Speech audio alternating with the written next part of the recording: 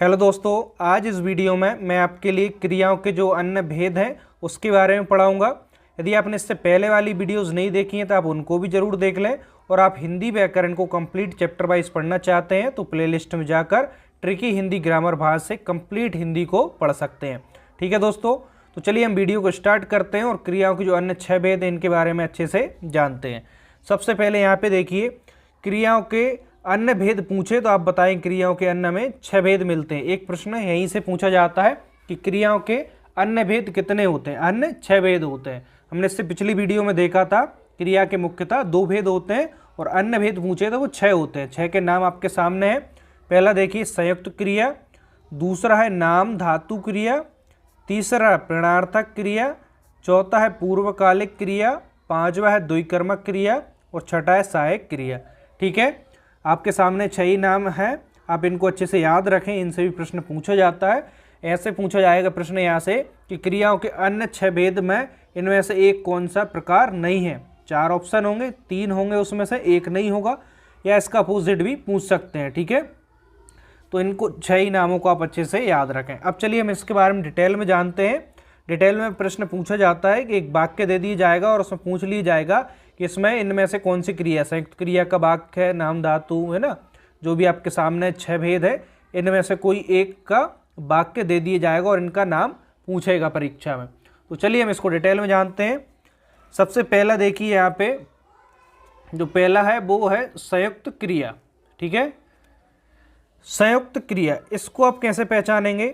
देखिए बहुत ही सिंपल है पहचानना इसको। संयुक्त क्रिया की पहले इसमें जानिए नियम क्या होता है कि 2 से अधिक क्रियाओं के योग से जो पूर्ण क्रिया बनती है, 2 या 2 से अधिक क्रियाओं के योग से जो एक पूर्ण क्रिया बनती है वो हम उसे संयुक्त क्रिया के नाम से जानते हैं। अब इसका वाक्य कैसे दिया जाएगा, उदाहरण के माध्यम से इसको समझिए। जैसे कि पहला उदाहरण आपके सामने लिखा है, श्याम खाना खा चुका। तो श्याम खाना खा चुका, तो इसमें क्रिया देखिए 2 या 2 से अधिक हैं क्या? एक तो है खाना, देखिए एक तो ये खाना आपके सामने जो भी खाना है वो वाला खाना है और उसको खा रहे हैं, तो खा यहाँ पे क्रिया है और चुका यहाँ पे 2 क्रिया है। यदि इस वाक्य को आप ऐसा बोले श्याम खाना खा, तो भी इस वाक्य का पूरा अर्थ नहीं निकलेगा। श्याम खाना चुका कहें तब भी इसका अर्थ नहीं निकलेगा। यानी कि इसमें दोनों क्रियाओं के योग से एक पूर्ण क्रिया बन रही है। श्याम खाना खा चुका, तो खा और चुका दोनों को कहने से एक पूरा वाक्य कंप्लीट होता है। तो इस वाक्य में हम कौन सा लगा देंगे? संयुक्त क्रिया का वाक्य हो गया। ठीक है, दूसरा देखिए उदाहरण, सीता स्कूल चली गई। अब इसमें देखिए 2 क्रिया, एक तो चली और गई, यानी कि चलना और गई, तो 2 क्रिया है। सीता स्कूल चली, इसमें भी अर्थ पूरा नहीं होगा। सीता स्कूल गई, इसमें भी अर्थ पूरा नहीं होगा। लेकिन इसको ऐसा पढ़ें, सीता स्कूल चली गई, दोनों क्रियाओं को एक साथ पढ़ें तो क्या होगा? इसका पूर्ण अर्थ निकलता है। तो संयुक्त क्रिया की वही डेफिनेशन होती है कि जब 2 या 2 से अधिक क्रियाओं के योग से एक पूर्ण क्रिया का अर्थबोध हो, उस वाक्य में हम संयुक्त क्रिया को टिक करेंगे। ठीक है, समझ गए इसको, संयुक्त क्रिया को अच्छे से। अब दूसरा देखिए, यहाँ पे जो दूसरा है वो कौन सा है? नाम धातु क्रिया। दूसरा है नाम धातु क्रिया। इसको कैसे पहचानेंगे? इसको भी पहचानना बहुत ज़्यादा सिंपल है। इसमें हमें संज्ञा सर्वनाम विशेषण से बनने वाली जो क्रिया होगी वो नाम धातु क्रिया कहलाएगी। संज्ञा सर्वनाम विशेषण, इनके बारे में हम डिटेल में पढ़ चुके हैं। यदि नहीं है आपके लिए मालूम तो मैं फिर से यहाँ पे शॉर्ट में बताता हूँ। संज्ञा, किसी भी व्यक्ति वस्तु स्थान प्राणी के नाम को संज्ञा कहते हैं, और संज्ञा के स्थान पर जिन भी शब्दों का उपयोग करते हैं वो सर्वनाम कहलाते हैं, यह वह है ना। विशेषण जो क्रिया की विशेषता बताता है उसे विशेषण कहते हैं। इनके बारे में हम डिटेल में भी पढ़ चुके हैं। उदाहरण समझिए, नाम धातु क्रिया के उदाहरण कैसे मिलेंगे, बात समझ में आ गई। संज्ञा सर्वनाम विशेषण से जो भी क्रिया बनेगी वो नाम धातु क्रिया कहलाएगी। जैसे कि इसको उदाहरण देखिए, पहला हाथ से हते आना, यानी हाथ क्या है? संज्ञा है, इससे हते आना, इस तरह एक क्रिया बन रही है उसे नाम धातु क्रिया कहेंगे। चिकना, चिकना का एक तरीके से विशेषण है, चिकना से चिकनाना है ना, इस तरीके से जो क्रिया बनेगी वो नाम धातु क्रिया कहलाएगी। पहचानना इसको बहुत ज़्यादा सिंपल है। ठीक है, चलिए दोस्तों हम आगे बढ़ते हैं। अब तीसरी क्रिया के बारे में देखिए, यहाँ पे तीसरी क्रिया है प्रेरणार्थक क्रिया। नाम से ही क्लियर है, प्रेरणार्थक क्रिया, यानी कि जिस क्रिया से ज्ञात, सॉरी यहाँ पे गलत लिखा है, ज्ञान या ज्ञात, ठीक है दोनों ठीक ही है। जिस क्रिया से ज्ञान हो कि कर्ता स्वयं कार्य न करके किसी अन्य को कार्य करने के लिए प्रेरित करता है। यानी कि प्रेरणार्थक क्रिया में क्या होता है, जो कर्ता होता है वो स्वयं कार्य ना करके किसी और को कार्य करने के लिए प्रेरित करता है, वहां पर प्रेरणार्थक क्रिया होगी। उदाहरण समझिए, इस वाक्य में देखिए, श्याम राधा से खाना पकवाता है। देखिए श्याम खुद खाना नहीं पका रहा है, लेकिन वो राधा से पकवा रहा है, यानी खुद कार्य न कर कर अन्य से कार्य कराए, वहां पर प्रेरणार्थक क्रिया होगी। श्याम राधा से खाना पकवाता है, तो श्याम जो है वो किससे खाना पकवा रहा है, राधा से, यानी खुद काम ना करके किसी और से करा रहा है, यहाँ पे प्रेरणार्थक क्रिया होगी। दूसरा वाक्य देखिए, अध्यापक बच्चों से पाठ पढ़वाता है, यानी अध्यापक खुद पाठ ना पढ़ के बच्चों से पाठ पढ़वाता है। आपने गवर्नमेंट स्कूल में देखा होगा, इस तरह से होता है कि अध्यापक खुद पाठ को ना पढ़ाकर बच्चों से ही पाठ पढ़ा देते हैं और उसको कंप्लीट करा देते हैं। हमारे साथ भी बहुत हुआ है, हमने भी बहुत ज़्यादा पाठ को पढ़ा है, ठीक है। तो यदि आपने भी सरकारी स्कूल में पढ़ा है तो मुझे नीचे कमेंट्स में ज़रूर बताइए। देखिए इसमें समझ में आ रहा है, अध्यापक बच्चों से पाठ पढ़वाता है, यानी अध्यापक खुद पाठ ना पढ़कर बच्चों से पाठ पढ़वाता है। तो जब खुद ना कर किसी अन्य से कार्य कराए, वहाँ पर प्रेरणार्थक क्रिया होगी। बात समझ में आ गई। चलिए हम इसका चौथा जो क्रिया है पूर्वकालिक क्रिया, उसके बारे में देखते हैं।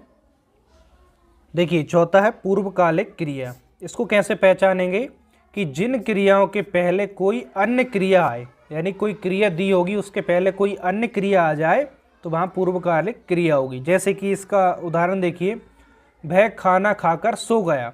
देखिए वह खाना खाकर सो गया। देखिए इसमें क्या हो रहा है, एक खाकर और दूसरा सो, यानी सोने से पहले एक क्रिया आई। जिन क्रियाओं के पहले कोई अन्य क्रिया आई, यानी कि एक क्रिया यहाँ है सोना, सोने से पहले उसने क्या किया, खाया, खाकर, है ना। तो यहाँ पे एक क्रिया आई, क्रिया से पूर्व एक क्रिया आए, ठीक है। देखिए यहाँ पे आप कंफ्यूज मत होना, संयुक्त क्रिया में भी दो क्रियाएं आती, लेकिन दोनों मिलकर उसका अर्थ पूर्ण होता है, लेकिन इसमें दोनों के अर्थ से यहाँ पे मतलब नहीं है। हमें देखना है कि एक क्रिया से पहले कोई पूर्व क्रिया आए, है ना, दोनों का अर्थ होना चाहिए। वह खाना खाकर सो गए, यानी सोने से पहले वो क्या हो गया, खाकर सो गया।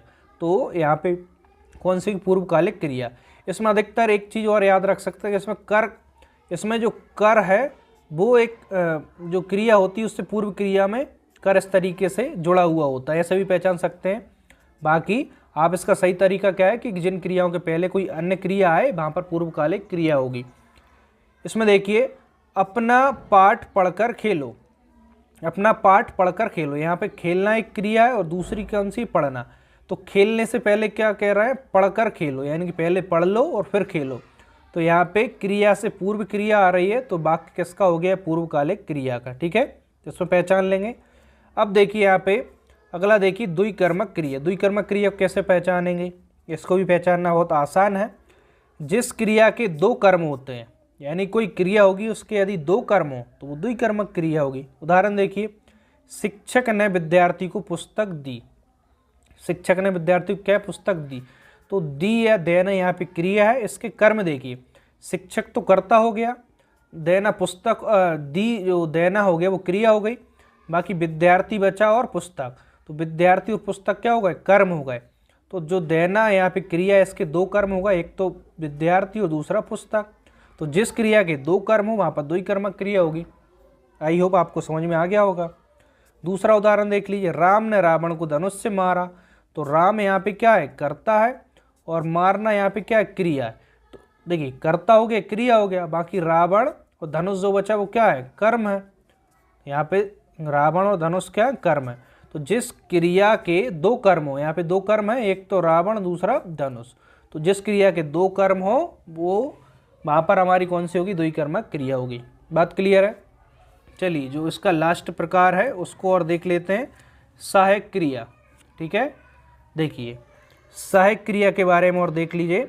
सहायक क्रिया बहुत ज़्यादा सरल है, यानी कि मुख्य क्रिया के साथ प्रयुक्त होकर अर्थ को स्पष्ट और पूर्ण करने में सहायता करती है।